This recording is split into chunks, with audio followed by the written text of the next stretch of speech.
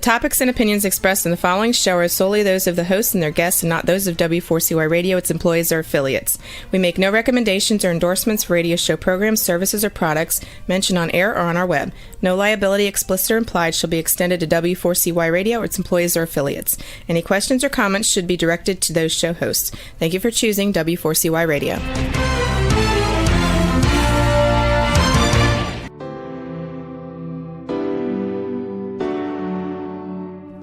Welcome to the Legacy Leavers series on Success Secrets Exposed. Tune in live every Tuesday at 7 p.m. Eastern Time or Wednesday mornings in Australia on W4CY Radio and Talk4 TV. The series showcases experts, changemakers, and disruptors leaving a lasting legacy with those sharing their wisdom with the world.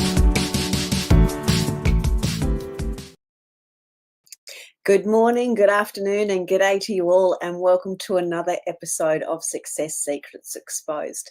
Today we're going to be talking about how to write a book that builds your business. And today's guest is the incredible Suzanne Doyle-Ingram, who is a best-selling author, a book coach, and a publishing strategist who has helped over 1,000 business professionals write and publish their books. She has over 20 books under her own belt, including her recent bestseller, Everybody Has a Book Except You. So I think she's probably going to be talking to me about that one. Suzanne knows exactly how to turn a book into a powerful marketing tool. And she believes a book is more than just words on a page.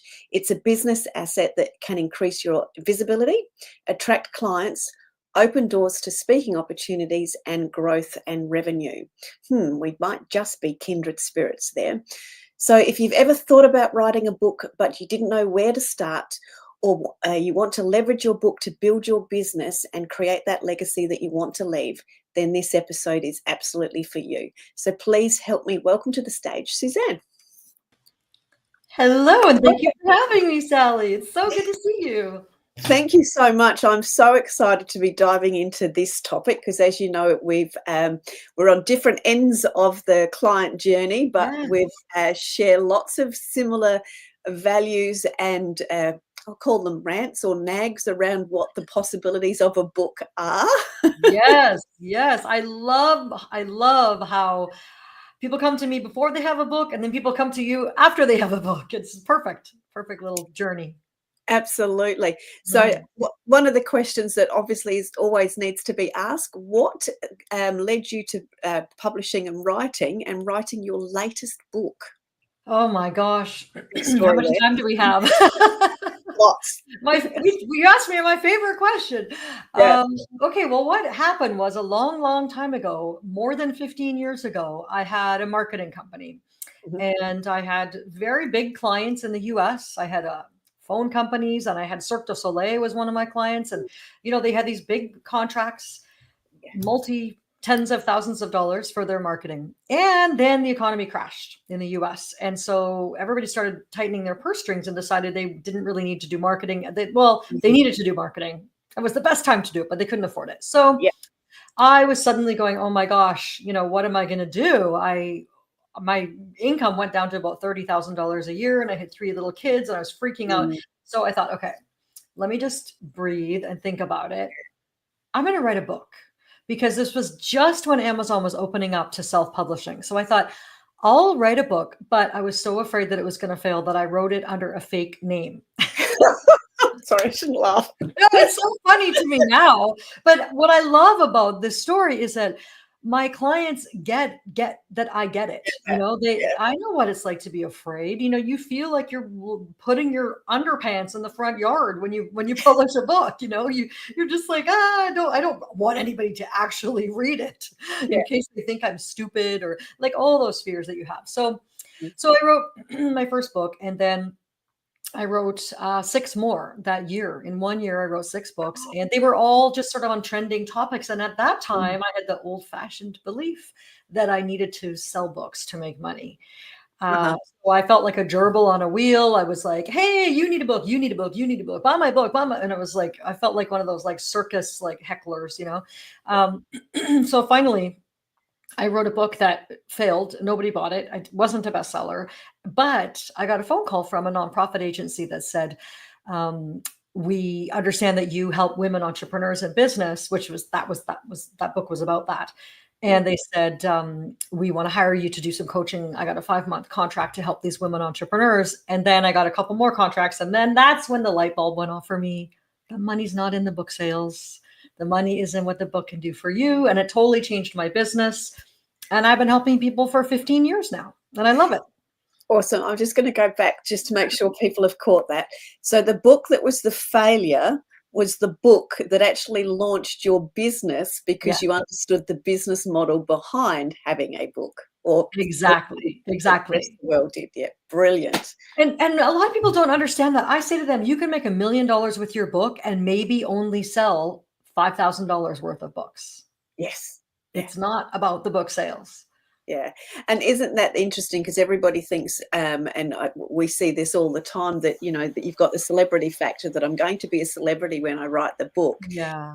You absolutely can, but it's not through book sales. It's through all of the other elements of what the book can do.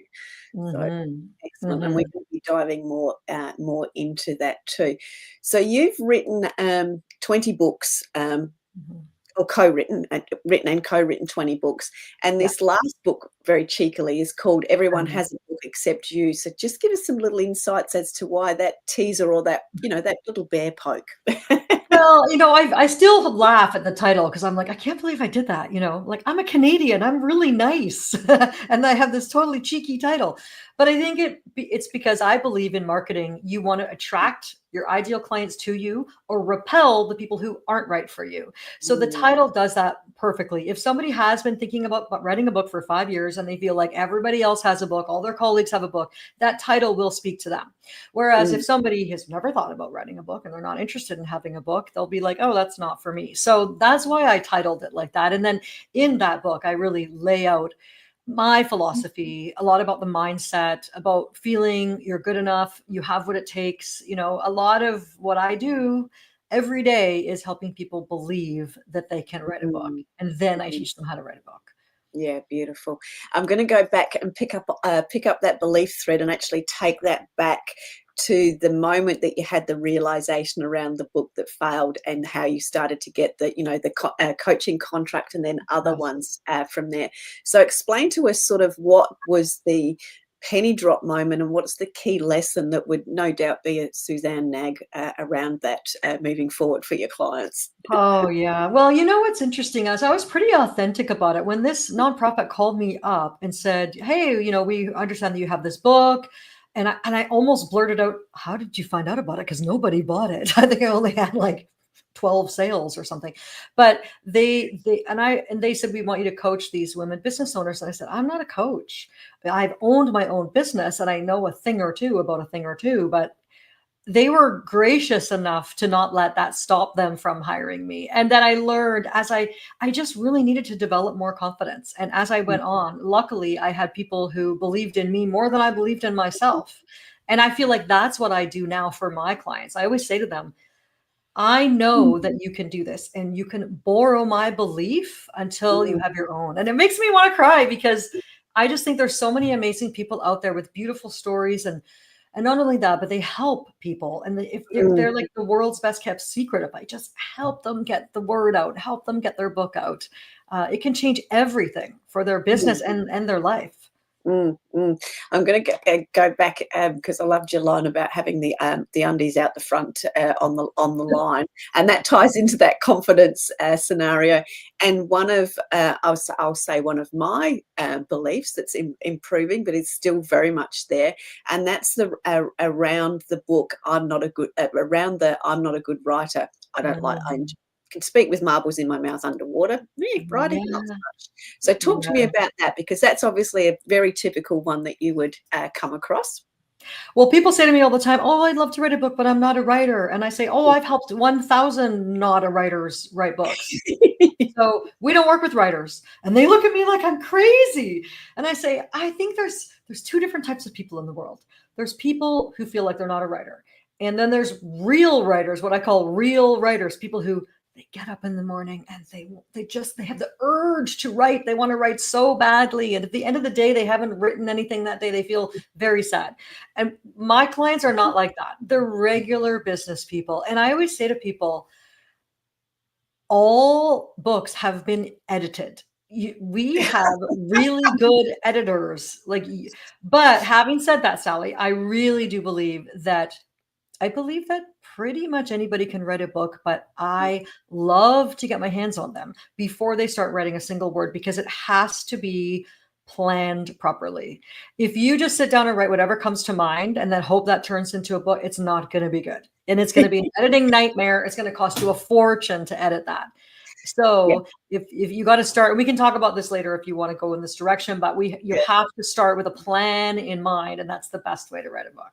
Oh, no, we're going to pick into this one because you're talking to the chaos queen here who likes to, I'm much, much better now, but I, love a good tangent, but I love to dive into the middle of that swimming pool tangent and then sort of go, oh, perhaps I should have done that and perhaps I should have done that. So I'm one of these, let me expand it and then let me edit it back, which is time consuming.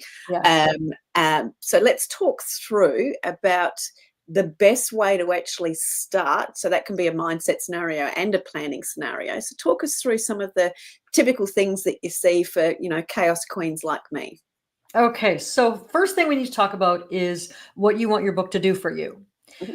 To get really clear on, okay, you do want to use this to get more clients. Okay, fine. So then let's talk about your business. I want to know all about your business. What do you love about it? What do you not like about it? So it turns into a bit of a business coaching session as well. Yep. But then we want to really focus on one thing, because most people I work with, they could write a book on 50 different topics. Like I say to them, I could write a book on how to write a book, what to do with your book, how to use Instagram once you have a book, or, whatever it is, right? Cover design, everything, repurposing.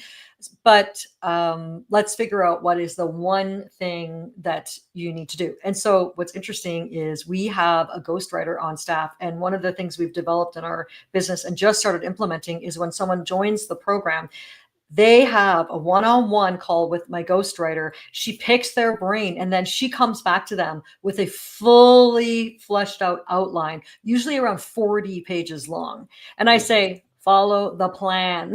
And that makes it so easy. But I have I teach my clients a lot of the foundational pieces that have to go in. So if they are a coach, hopefully they have a framework that they take people through. So Sally, your book would be so easy to write because first you do this, then you do this, then you do this. Most of my clients' books are, I guess you could say they're like how-to books, but they're not boring or basic, right? So we want to add in the other, what I call the foundational pieces. So way before you start writing with even before you write your outline, we look at the foundational pieces, which are, what is the transformation that occurs for your clients as a result of working with you? So these are not like testimonials that you could call them case studies, but I don't want it to be like, oh, I'm a chiropractor. Somebody came in with a sore back and then I fixed it. It's got to be more like he couldn't even, he couldn't play with his children. He missed his annual skiing trip with his best friends. I want more of a story. Yeah. What I call more like color to it. Right. Yeah. And so we help our clients do that. They literally have worksheets. And so you've got to look at things like that. So which I call, inspirational stories. But then also you have to add in credibility, because nowadays readers do not have a lot of time. You've got to think of it as like, okay, I'm going to ask somebody to give me 4, 6, 8, 10 hours of their time to read my book. It better be good. And that's not to put pressure on you, but what I mean is they better get value from it. So yes. I want the reader to feel supported. I'm always thinking about the reader. I've got the reader hat on all the time. And my authors are usually just thinking about themselves, which is okay. It's normal.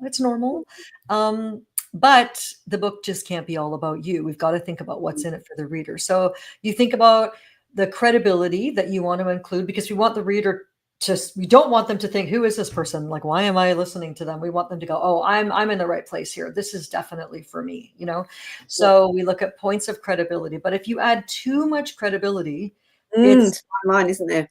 It's a fine line. It's it comes across as arrogant. So then we want to add in vulnerability. But we don't want to add too much vulnerability, or else it comes across as kind of people feel sorry for you. So it's a fine balance, but we do it. And I think that's part of what makes you likable, because a lot of times people come to me with their manuscripts and they're literally boring. I don't know who wrote it. I have no idea who the author is.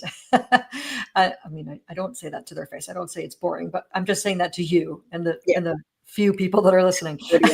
Yeah. And all of YouTube. But what I say to them is like, where's Sally? The reader wants to know who you are. We want the reader to go, wow, I love all this information she's giving me, and I want to work with her. Let me sign up for a strategy call, or let me download that free extra chapter or whatever. We want them to take some sort of action when they're reading your book. Now I think I've lost my train of thought. That's all right. We'll pick that up in a minute, because there's a couple of things that have really jumped out for me is the process as it relates to working with the ghostwriter, because and we have a similar process, but it's what gets seen in the faces for me when someone sees and is edified of their inner genius, and it's reflected back to them from somebody else, and they just sort of go, oh my God, that that is me. Oh my God, that is me. And they just sort of have that blossoming and that growing. Yes. And the confidence. Yeah. So that's just given me goosebumps thinking of the experience somebody would have when they've got 40 pages of their inner genius reflected back to them. Because one of the things we talk about all the time is, you can't read your label sitting inside your own jar. We don't see all the goodness other people see in us. I know. Until somebody reflects it back to us. So that is such a beautiful process. And I think too, it's been my experience over the years of being in personal development, especially when you sort of start as a seminar junkie at the back of the room, and then you finally end up at the front of the room, and then you end up coaching others, and you're doing all those sorts of things. You get my experience was getting stuck in the professional clever Sally.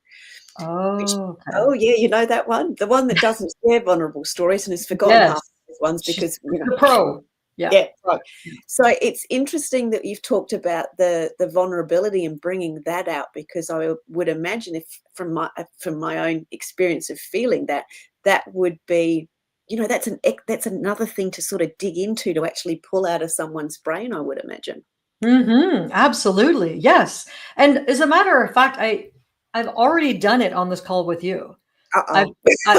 No, I mean for myself, like I have said. The first book I wrote under a fake name. I thought it was going to fail, and then also with the credibility, I've sort of seeded in, we've been doing this for 15 years, worked with 1,000 people. So it can be repurposed too.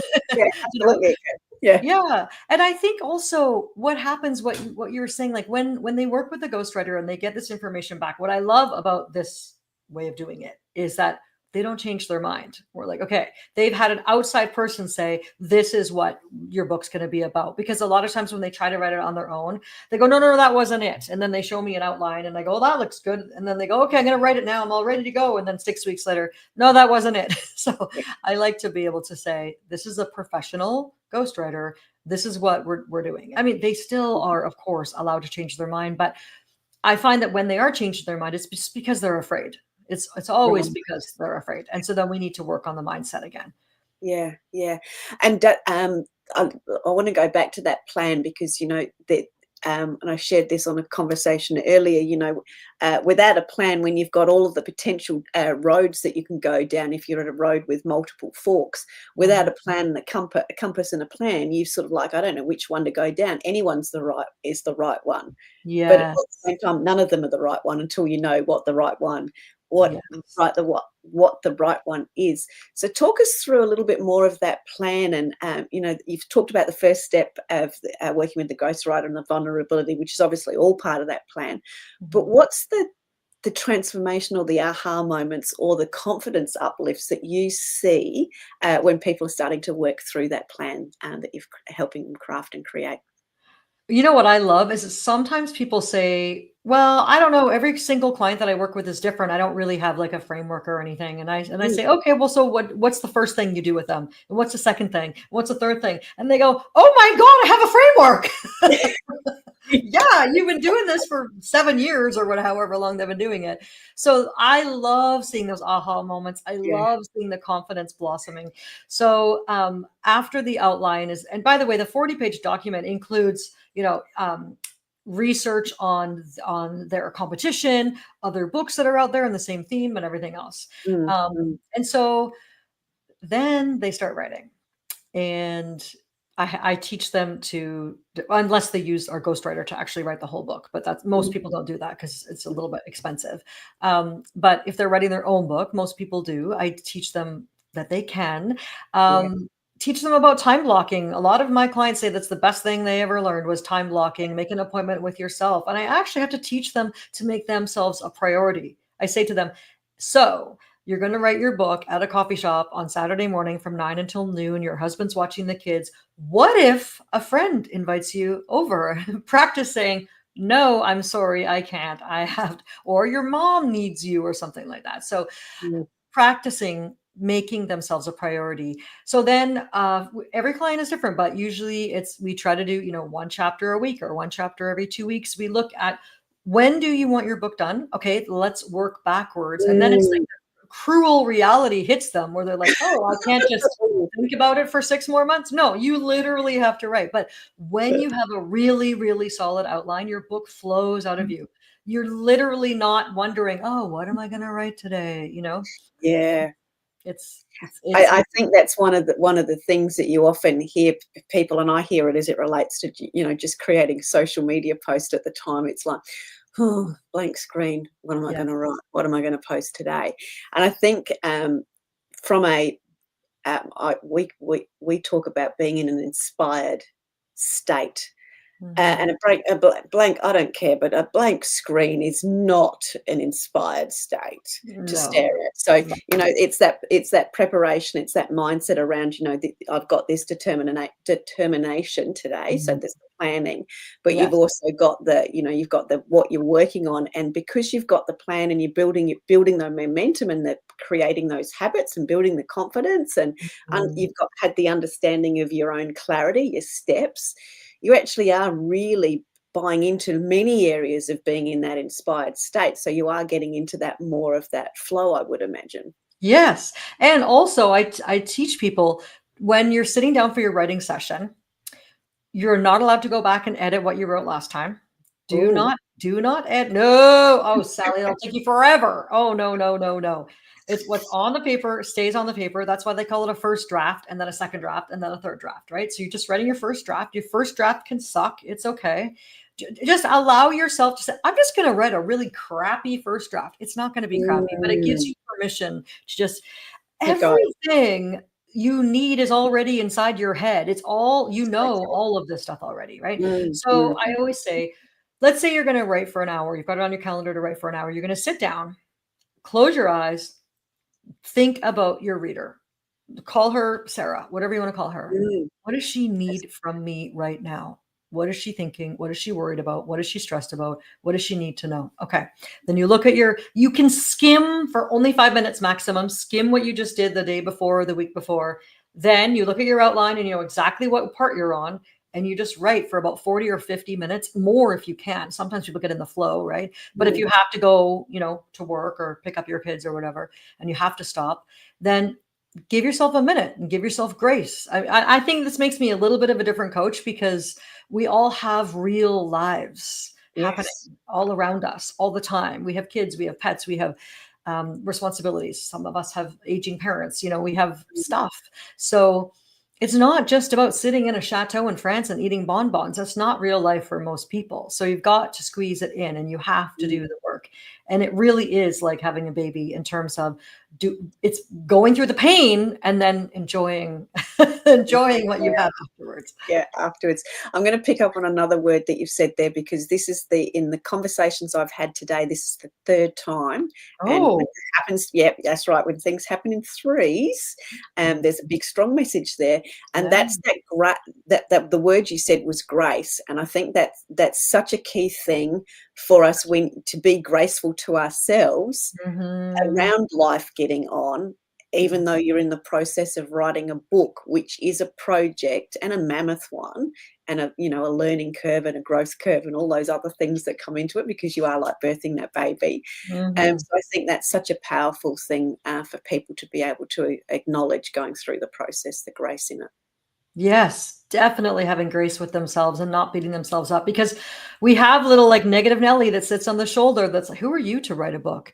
What? No one's ever going to read it. Who's going to buy it? And that negative Nelly is there to keep us safe, because negative Nelly is afraid if we put our book out in the world, somebody might criticize us. Or, I actually had a client, this is not a funny story, but it's so, okay. This client booked a call on my calendar one day, a 30-minute call. And I was like, hey, Joanne, how are you? What's up? And she said, well, I just wanted to talk to you about before my book comes out, I want to be ready for backlash. And I said, what do you mean? What backlash? And she's like, well, just in case, what people come at me. I'm like, what are you talking about? Like, her book was nothing controversial whatsoever. And guess what? She had no backlash. But, I think a lot of people have a misconception that you're going to be criticized all over the place. But generally, you're not. And it can be a lovely experience. Yeah, that's actually a really good tip from the misconceptions perspective, because I suppose if you are already a credible person that's wanting to amplify that, then you sort of know that can sort of happen, and being prepared for that. I appreciate her preparedness, and I sort of giggle and chuckle that nothing ever happened for that. But that again, that's that negative Nelly keeping us safe. So what are some of the other misconceptions that come up for people as it relates to both writing the book and then actually having the book out there as the business model? Well, I think one of the biggest misconceptions is when people think, oh, I can't write that book because someone else already wrote a book on that topic, Oh, nice one. Yes. Yeah. I had a woman, Joni Higgs, join my program once, and she was writing a book about meditation, how to meditate. And it's a great book. And as a matter of fact, it has a great success story, which I'll tell you about in a minute. But she came to the group coaching call one day and she was very dejected. And she said, you're not going to believe it. And we said, what? And she said, I can't remember. Oh, yeah. She said, well, I'm not going to be on any more calls because it turns out that Deepak Chopra is literally coming out with a book on how to meditate. And there's this long silence, and all the group members, some of them were saying, oh, that's too bad. Oh, wow. And I said, wait a second. Yeah. He's him, you're you. What are you talking about? And then one of the people piped up in the group that said, who is that guy? And I've never heard of him. They'd never heard of Deepak Chopra. So I said to her, this proves the point that you're writing the book for people that they will be attracted to you for your perspective, for your way of teaching people how to meditate.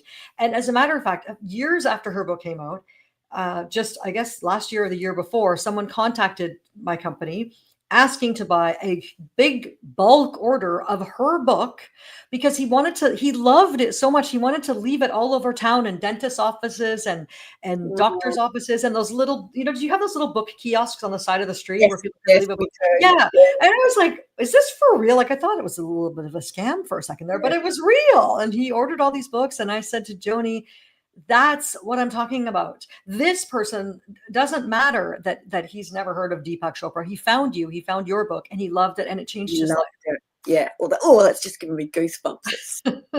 Yeah. Wow. Yeah. Thank you. That's so let's now dive into all of the possibilities about leveraging your book as it relates to business growth, because I'll often get people come to me where they do I've got a book, now what? Yes. Well, that's what you're for, Sally. This is perfect. You should take over the interview now. No, No, you have absolutely all your insights, so we can talk as we go along, because you're living it and seeing it from people that are actually coming in at the beginning, Mhm. seeing the book as a business building tool, as that leverageable asset, whereas I'm doing as my community call it, the Sally Nag, or in sometimes Sally Smash, they call me. So got a slightly bossy personality. So, there is so many opportunities with a book. And you're seeing some really typical regular ones, which I'd like to sort of Mhm. for you to flesh out. Yes. And I'm asking you to do that because I know I'm speaking to Mike's community later this evening, and we've used his book as a case study as an example, and Good. we worked out 51 ways that he could actually leverage his book. Now, Yes. obviously, it depends on the strategy and what you're wanting to do and all the rest of it. So Mhm. let's talk about when somebody understands at the beginning that their book is that leverageable asset. What are the most common ways you see that utilized? Oh, that's a great question. And by the way, you're not bossy, you're goal oriented. Oh, thank you. Yes. Yes. Okay, so I have an infographic actually that I'm trying to recall off the top of my head on 25 ways to use your book as a marketing tool. So, Mm. but I tell people, do not do them all at once. Just pick one. Okay. Just pick one. So, the most important thing that they have to do first is all the free and cheap things they can do, which they never do, but they Mm. should do. Mm. So, if you're a person in business, you have to have your LinkedIn set up properly. So, people need a visual representation of your book. So, have a Mm. nice 3D image of your book cover and put that, on your LinkedIn banner or and put published author or best-selling author. Let people know you have a book. Sally, Mm. you wouldn't believe how many people I meet on LinkedIn who say, I have a book and I can't find it anywhere in their LinkedIn. And I go to Amazon and I can't find it on Amazon. And I think, would you like some help? Because, Yeah. it's such a shame. You work so hard to have a book and then you don't put it anywhere. No one And can there's find such easy visibility and credibility boosters, aren't they? it. Please Yes. continue. Yes. Yes. Yes. So then one of the things you could do is use it as a lead gen. So you could run a Facebook ad to it. You could sell it or you could give it away for free. Then on the Mm. thank you page, you have a video saying, hey, thanks so much for grabbing my book. I also have a little course for $199 you might want to buy, which is one of the things that I do. And then, so that's another thing you could do. You could, as I always tell them to do what you specialize in, Sally, is like pull out some pull quotes out of your book. Mm. Remind people that you have a book on your social media all the time without saying, buy my book. Yeah. It actually makes me crazy when authors literally say, buy my book, because it makes them look broke. Needy. Like Yeah. they need $7 really badly, right? So we don't want them to look needy or broke. And again, I teach them about, what is your average customer value? If you don't know what it is, then add up the last 10 customers you had, divide it by 10. Let's say your average customer value is $3,000. Well, why would you try to sell books all day long when you can use your book to get one new customer, right? So Yeah. with LinkedIn, again, also use a software like Ulink. That's the one that I use. It's ulink.co. You can just be sending out connection requests with people. It's not Mm. spammy at all. It's not like, hey, I want to buy my thing. It's not like that, but just really genuinely connecting with people. Yeah.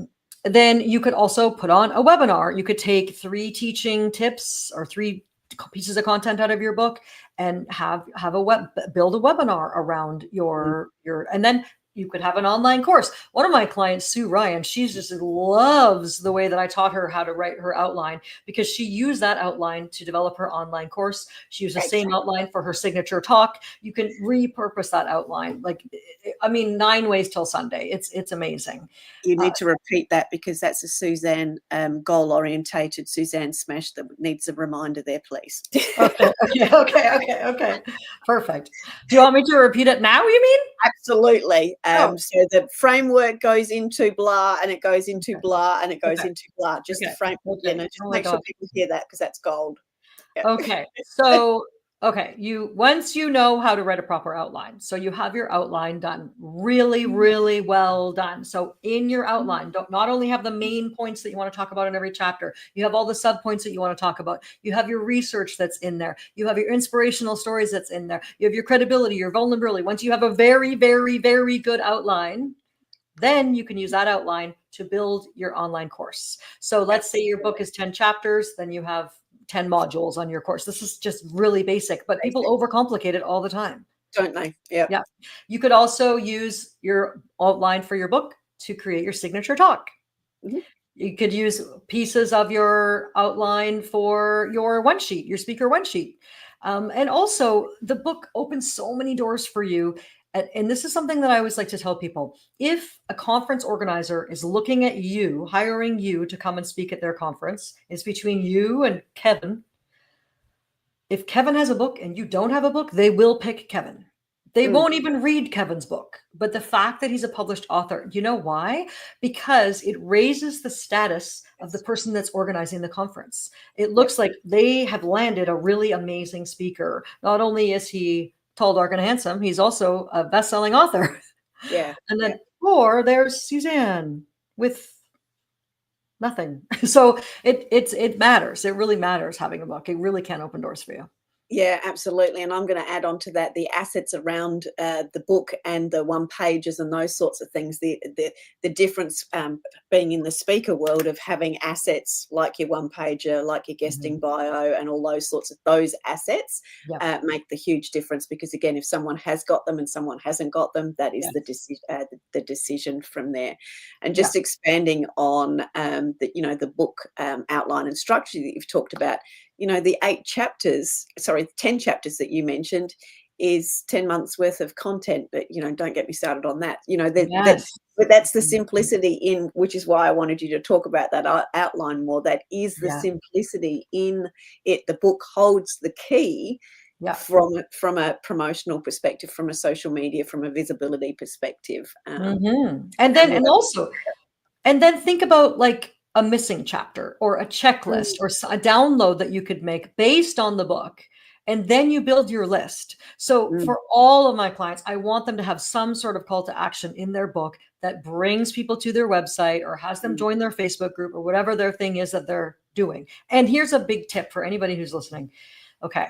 That link that you send them to has to be a link that you own. So I highly recommend you have like prominencepublishing.com/whatever. Let's say it's yourname.com/book, because then you can change that book page anytime, change the links on that page anytime. You might decide to put a video on there or whatever. 7 years from now, you might be promoting a different thing.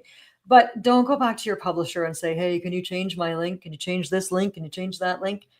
Because you might not have a publisher as cooperative as I am. I mean, a lot of people have publishers that go out of business. They can't find them. They don't know what happened to their book. It's really sad. Yeah, and it's so important to own your media, like own the landing pages. Don't rely on a Facebook landing page because you don't know whether, you have to. If you don't already own your own name as a URL, go and buy it right now. It's like $12. Go buy your name. I have I bought all my kids' names. They haven't used them yet, but it's not expensive and you got to have your own name. Yeah, absolutely. So that's, beautiful. I love, so that's the, all of the possibilities as it relates to what happens next after a book. I'd love you to share some of the success stories, particularly the roller coaster ones. And you've done some of that. So is there another one that comes to mind where somebody didn't think that they'd ever be that speaker or that person with that extra visibility, whatever that visibility is for them, that has suddenly got it? Now, you shared the one with brought all of those books. Tell us any more that you have, because I find them incredibly inspiring. Oh my gosh. I have one. I'm not going to mention her name, but I have one that is such a beautiful person. And she came to me and she was on a disability pension. And she said, I really want to write a book. And she was really nervous about writing it. And I guided her through writing it. And she had a book and that was great. But she kept saying, I can't make more than X amount of dollars per year or else I won't qualify for my disability pension anymore. And then, but I kept helping her make more and more money. And I was like, she put together a online course that was revolved around her book, and she licensed it to schools for $1,000 per class per year. I believe she sold 20 in one day once, and it's literally $1,000 per class per year. And I said to her, what if you started making $250,000 a year and you could tell the disability people you don't need that money anymore?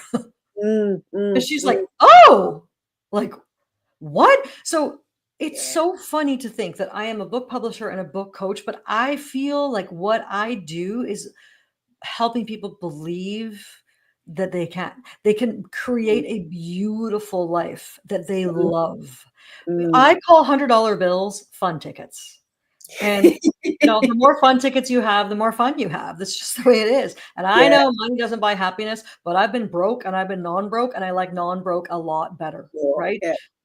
So creating a life where you can say to your kids, yeah, let's go to Disneyland or whatever. I've traveled all over the world with my kids, and I'm just about to go again away for 2.5 months, and I can work from anywhere.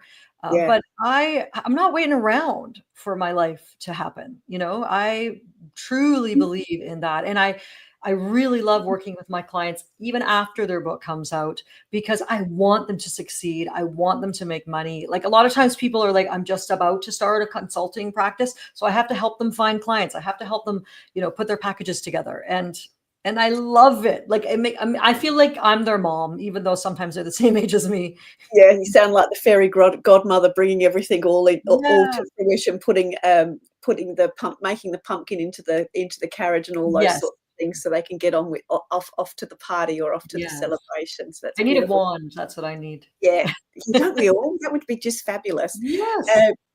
So how can people connect with you, and can you tell us a little bit more about your programs as well, please? Sure. Yeah. So I think along the bottom there, I have a free gift. It's at prominencepublishing.com/free. And it's a quick start guide to writing a book that builds your business. It's an ebook.